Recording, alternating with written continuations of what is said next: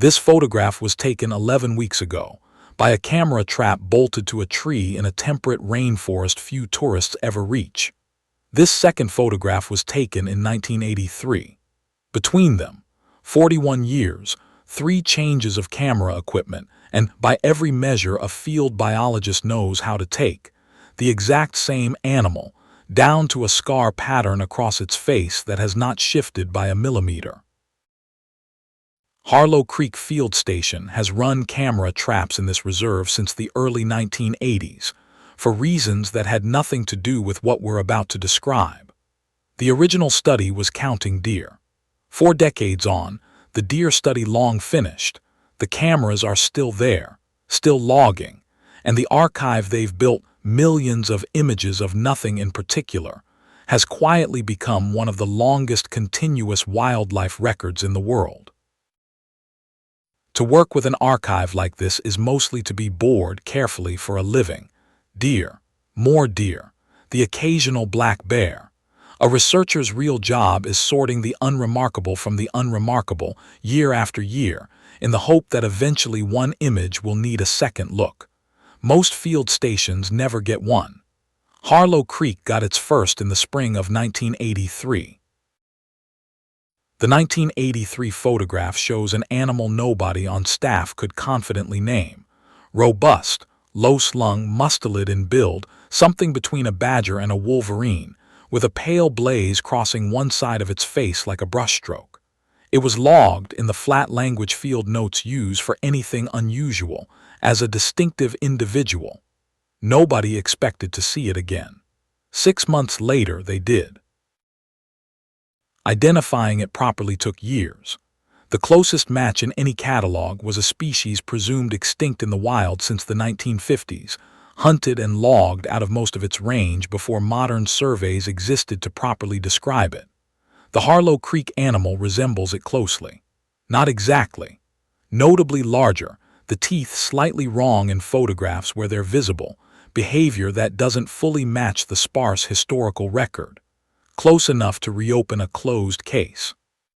Different enough that no one on staff will use the word rediscovery without flinching. The claim that this is one individual, not a family resemblance, rests on a method as old as wildlife biology itself. Markings don't lie the way people assume they might. A facial blaze this specific, its exact edges. The small notch where it breaks near the eye functions like a fingerprint.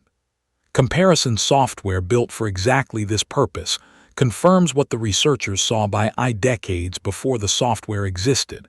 Every photograph, 41 years apart, is the same face. Laid end to end, the sightings are sparse, never more than 1 or 2 a year, sometimes gaps of 3 or 4 years with nothing at all, but they do not stop. 1983, 1987, 1994, 2001, 2009, 2015, 2023.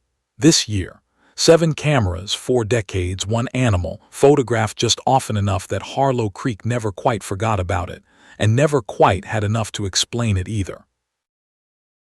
An animal of this build in the wild lives perhaps 10 to 15 years if nothing eats it first. 41 years of sightings is not a long life. It is nearly 3 lives stacked, wearing the same unmistakable face. Coat condition unchanged. No graying. No accumulated scarring beyond the original blaze.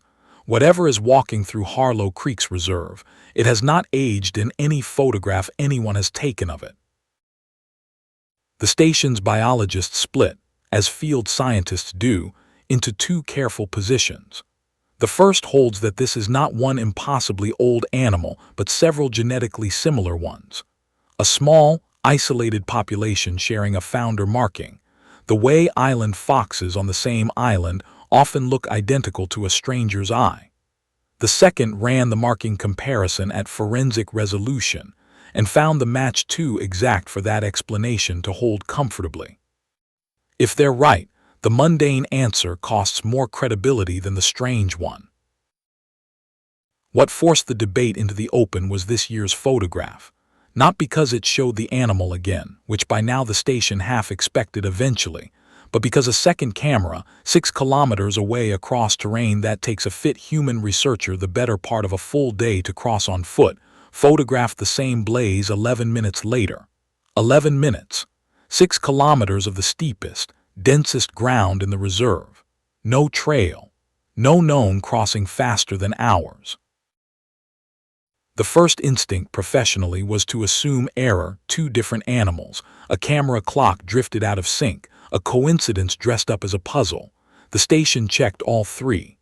The clocks were independently verified against satellite time within the same week, and the marking comparison, run again at the highest resolution the software allows, returned the same result it always does. 1 animal, 2 places, 11 minutes apart. It's worth remembering what this archive actually is. Nobody set out to document a mystery. Harlow Creek was counting deer. The record that caught this animal is, by design, an accident, the unglamorous, decades-long habit of pointing a camera at the same patch of forest and writing down what shows up. It is exactly the kind of quiet, patient data that never makes headlines, until, once in 4 decades, it does. Strip away the extinct species comparison and the 11 minutes, and the plainer question remains. An archive built to be boring has produced, twice over, results biology doesn't have a comfortable place to file. Either something about this animal's aging or something about its movement works differently than anything else documented in this reserve. And the camera traps, which were never asked to notice something like this, noticed it anyway quietly for 41 years before anyone thought to ask. Word of Harlow Creek's find reached a field station in an entirely different reserve, in an entirely different kind of habitat, 6 months ago, and came back with an uncomfortable reply. They have one too, a different species, a different marking, a record that by their own count goes back almost as far. Whether that means something is moving through more of the wild than anyone has mapped, or simply that patient archives eventually find what patient archives are built to find, that is a question for the next set of cameras. The forest keeps its own records. If this pulled you in, subscribe. New mysteries drop regularly across every series in the archive project. The next episode's waiting.